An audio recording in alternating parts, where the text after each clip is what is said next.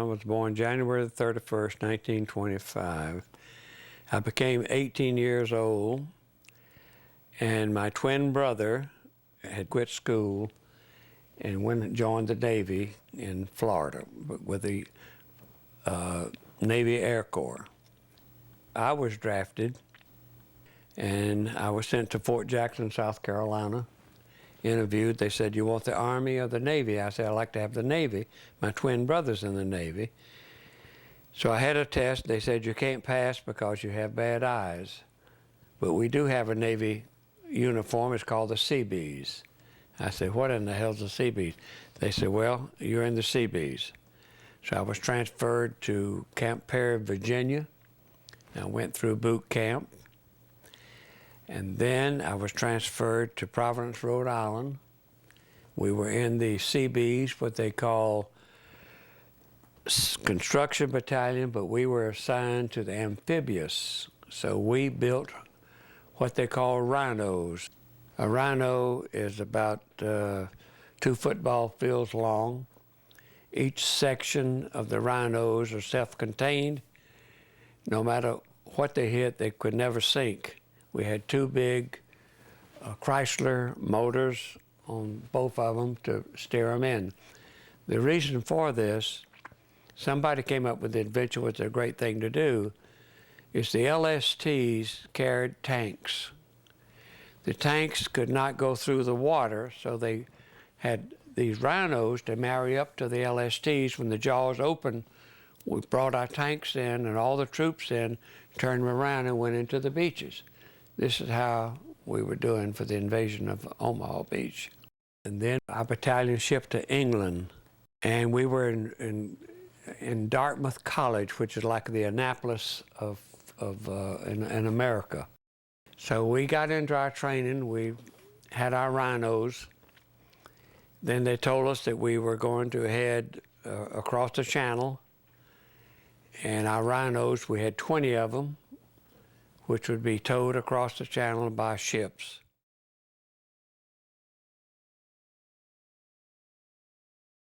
I wanted to go in on D-Day, and a friend of mine, Armin Bashad and Joe McNally, got to go in on D-Day. I didn't. I went in on D-Day +1. So when our rhinos married up to the tanks and we went in, there's a guy with his helmet on and earphones, and he's standing where he shouldn't be standing, and the elevator broke, and it came down and crushed him, and I'm no more than 3 feet from him, and his head, when they raised it up, all of his splashed all over my shoe, whatever, and I got sick, and I went out and threw up and washed everything off and came back. And so they raised it back up, removed his body, and we loaded our rhino, and off we went into our first encounter of Omaha Beach. An LCI, which is a landing craft infantry, right in front of us hit a mine, and all the bodies in front of me went up into the air and came down. Our rhino went on in, and low tide was coming out. We couldn't go back. We had to stay on our rhino. So I noticed a hand standing up into the air just like this. And it fascinated me, and I had to find out what the hell that is. I walked out there and looked at this soldier who had died from concussion. On him was a Garand, which is a very good rifle. And I'm a fanatic about rifles and guns. So I took the rifle off of him, and I walked back to my rhino, and I put it down. Later on, I cleaned it, and I kept it. So we went in. They said of us to dig our foxholes, which I did. I had a partner, and we dug our foxholes and put our tent over it.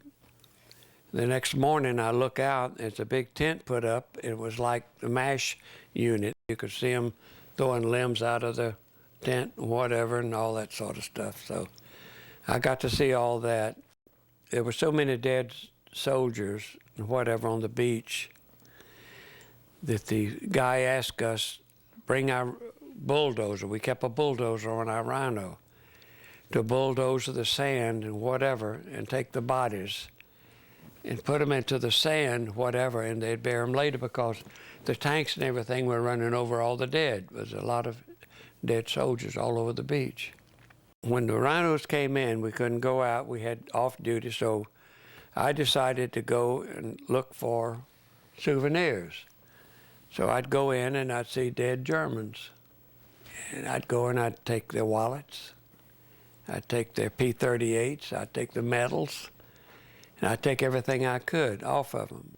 The belts that the Germans had on had "God be with us," which I thought was something different. So I took their belts off, and I took their helmet, and I took their bayonets, took everything I could. I had a lot of stuff. And they said that that crazy Southerner is inside, out of his mind, going into, while they were still fighting a mile up the road, still shooting, while I'm sitting there stripping the Germans. And they said, "You're crazy." And so I said, "Well, that's the way life is. This is something I want to do." So I did. I was a scavenger. I sold a lot of stuff out to the Liberty ships for good food.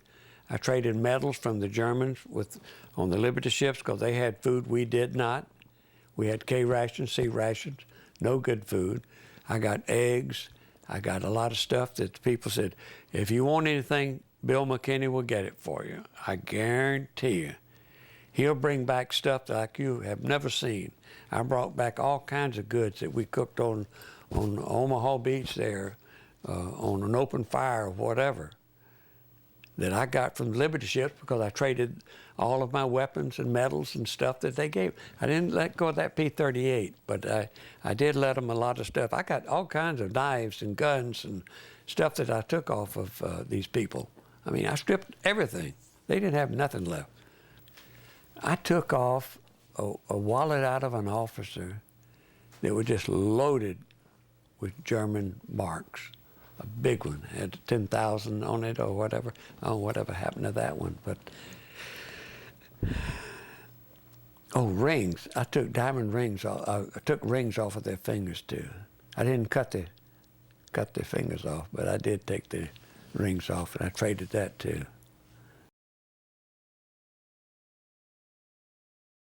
You know, I went into a town, and the table was still set, and they were still fighting, and I kept looking through this people's apartment or town where I was.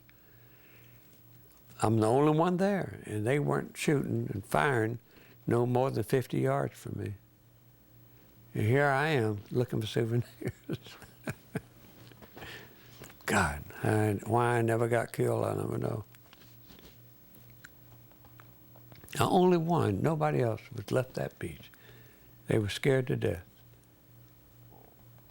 And I wasn't. Why wasn't I scared? Why wasn't I afraid to die? Never. Never bothered me.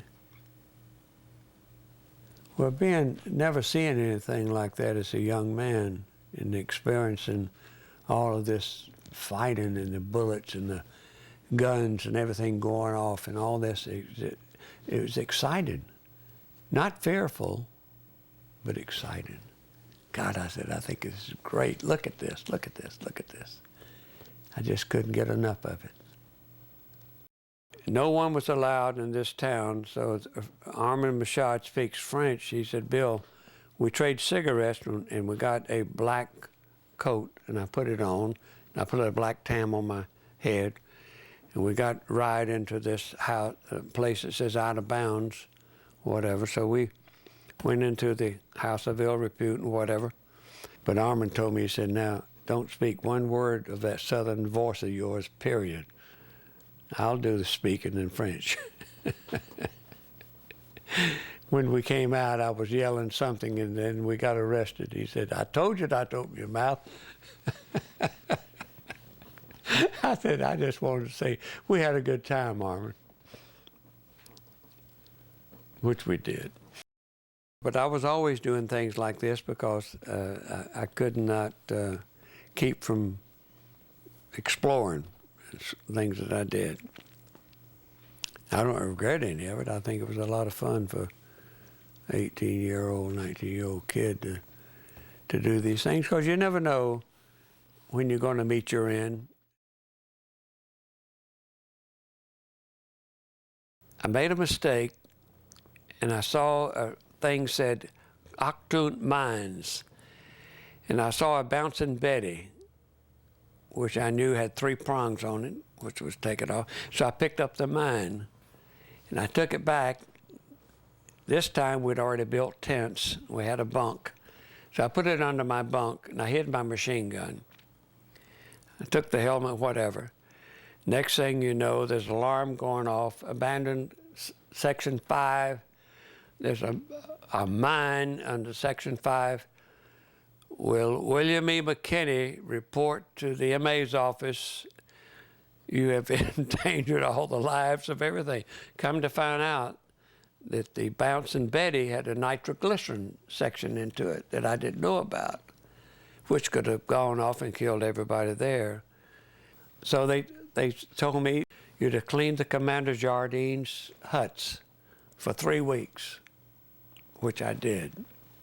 To Commander Jardine, which is the lucky thing that I did, because Commander Jardine was from Colorado, and he kept by himself. He was a commander. But we got to know each other. We kept talking this back and forth about guns and this and that and the other. And the time came up as a bulletin on the bulletin board said no foreign machine guns or whatever are to be taken back to America. So Commander Jardine, I said, I have a machine gun and I want to take it back. But I understand you have a Belgian machine gun in the armory. He said, how do you know that? I said, well, the guy in the armory is a friend of mine from my hometown. And I'd like to have it shipped back.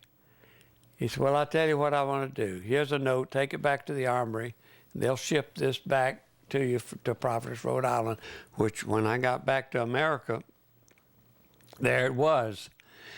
And I got on a train, and I brought that machine gun back with the P-38, my helmet, and all my medals and everything else I had in my bag.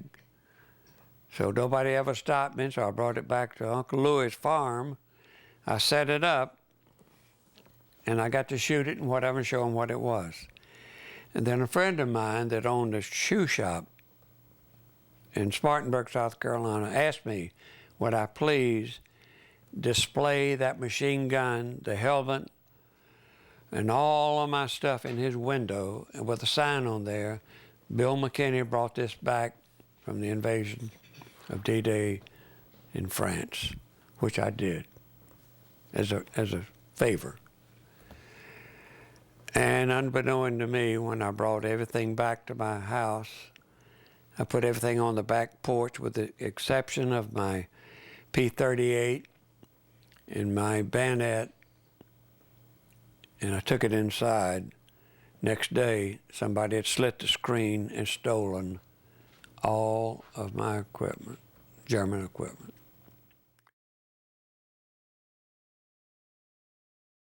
We were in Providence, Rhode Island. We'd on a 30-day leave. Now I'm ready to go to another war, which is in the Pacific. So we out of Boston when I got back. We were shipped through the Panama Canal over into the Pacific, which we had invasions to do.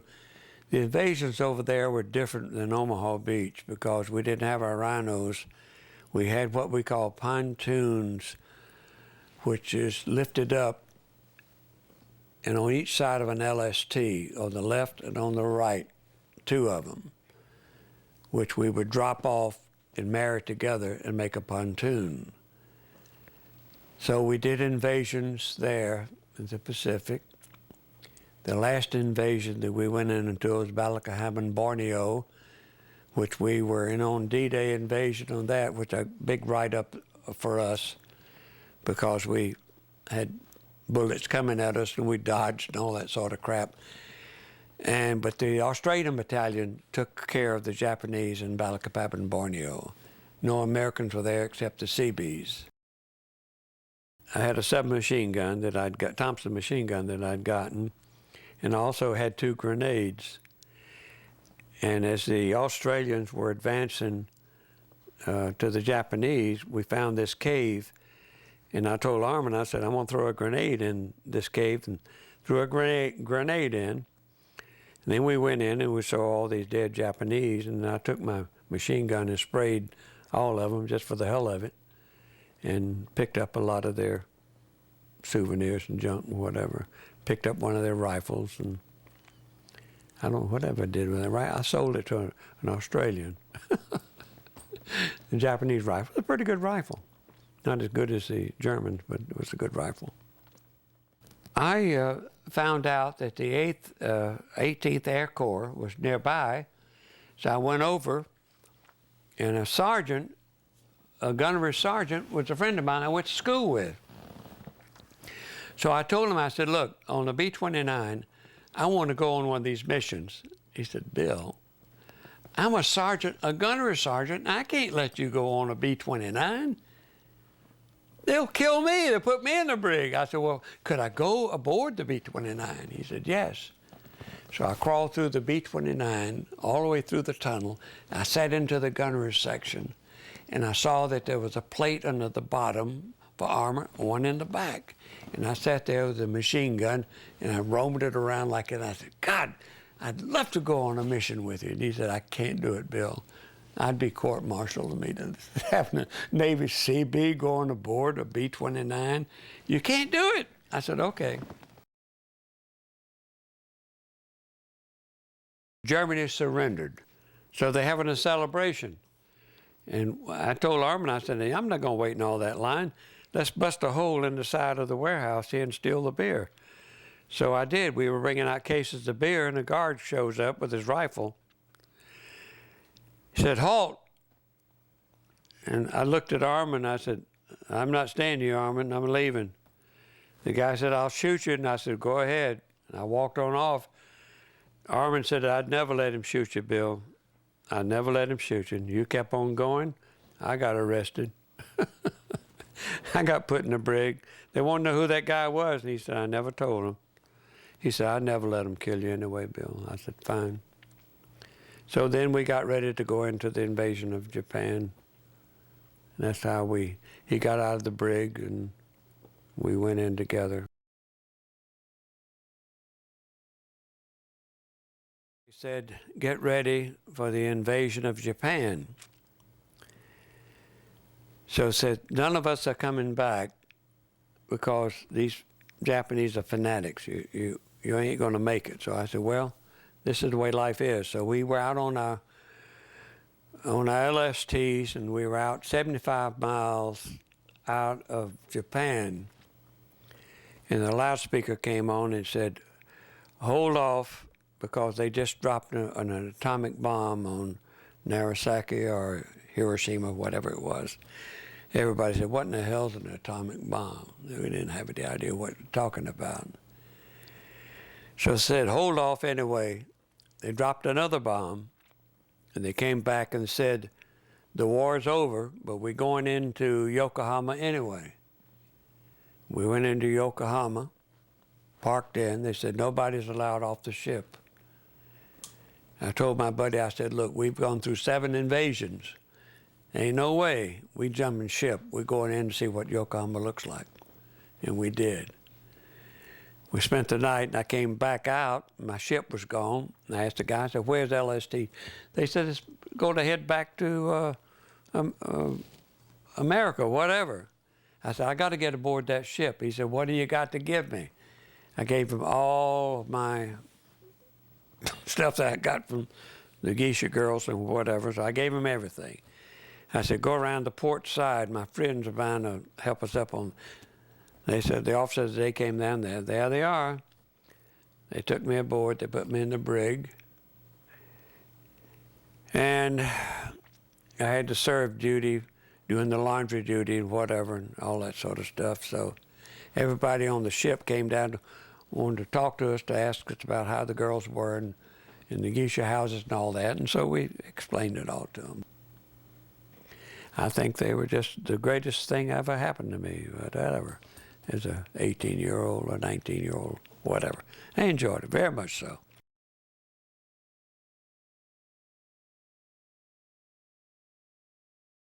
We got released from Yokohama, and we went into a typhoon. I have never seen a typhoon, didn't know what the hell they're talking about. That thing, LST was flat bottom. We had our two rhinos on each side. They said we got to release them because they're banging into our LST, so they released them. And one of the guys was up there doing that, and we lost his life.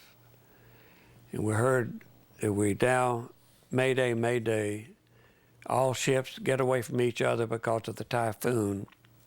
And a destroyer, the typhoon, as I went aboard, up, and the thing looked like it 20 stories high, and it would come back down. And a wave hit this destroyer and broke it in half as we were listening to the thing, and all lives were lost on that. So finally it all settled down. We went back in, and I came on in back into California, and I was discharged. So.